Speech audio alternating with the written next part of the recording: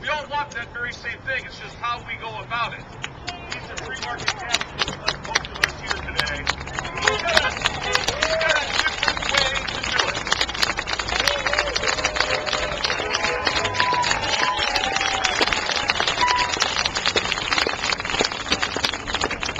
Thank you, everybody. I wanted to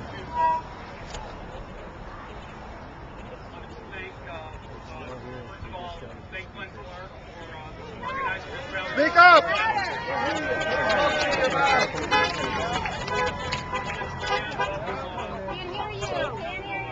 Can't hear you!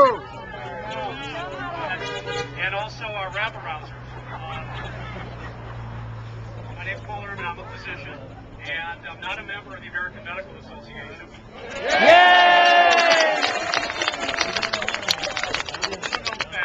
Is only about 17% of physicians in this country are members of the AMA, and I do not support their position on health care reform. Physicians in the country. Hold them very close to your mouth. We can't hear you. We can't hear you. Okay. Put the mic up to your mouth. Okay, I'm right. Can you hear me better now? Closer. Right on your mouth. Okay, right here. Okay. All right.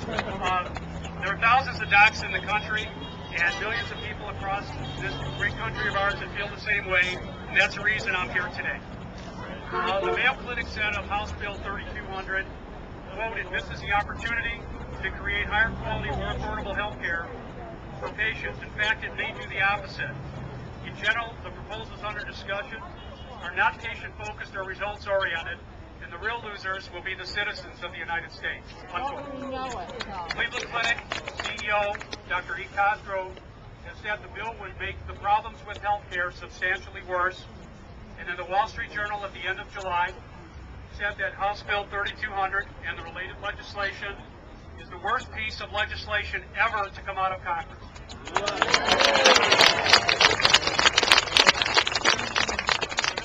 He said within this bill that has the real potential to make it to the president's desk regardless what is pulled out at this point in time.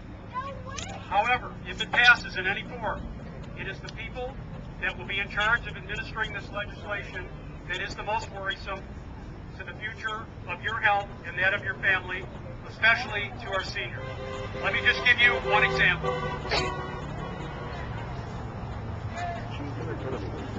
An influential member of the committee who will write regulations for whether you can receive medical procedures, known as the Federal Council on Comparative Effectiveness and Research, has said, quote, that in order to save money, doctors will require to change the way they think about their patients. They take the Hippocratic Oath too seriously. They're taught that it is imperative to do everything for the patient, regardless of the effect that it has on others, unquote. So it appears that we as physicians will be civil servants directed to withhold care for the common good. What do you think about that?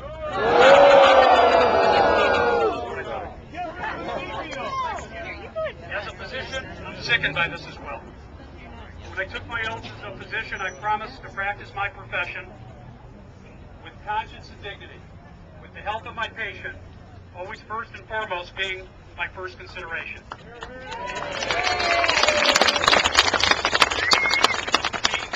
should urge our elected officials that in this kind of language that promises to be pervasive in many sections of the final bill is unacceptable.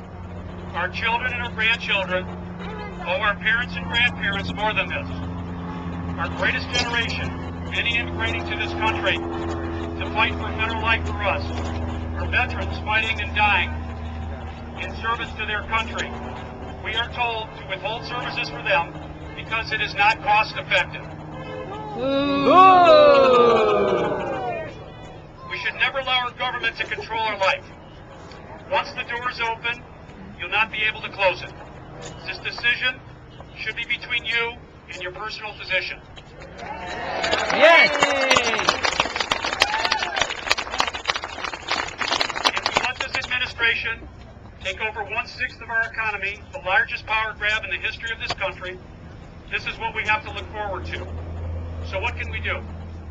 The town halls will be over soon. Our work will become even more challenging. But I'm here to tell you today, just like I did in 1994, that we can make a difference. Woo!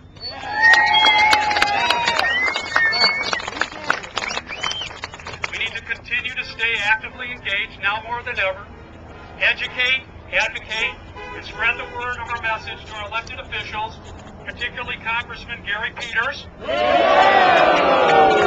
and his friends of like kind in the U.S. House and Senate. We too want health care reform for our imperfect present system. For the 5% of naturalized Americans that cannot afford a basic level of health care that improves patient access, affordability, and quality. However, it is abundantly clear that the majority of Americans want the engine of this reform not to be in the form of a government takeover and dismantling of our present system. A system that provides for 95% of our population, but rather it should be in the form of improvement in tax, insurance, and tort reform, with decision-making about the life and death being determined by you and your physician. For those of you who support this confusing bill, the repackaging effort changes every week in reaction to the poll numbers in order to sway Americans who are now undecided. Health care, health insurance, public option, co-ops, you'll be able to keep your doctor, more benefits, less cost, tastes great, less filling.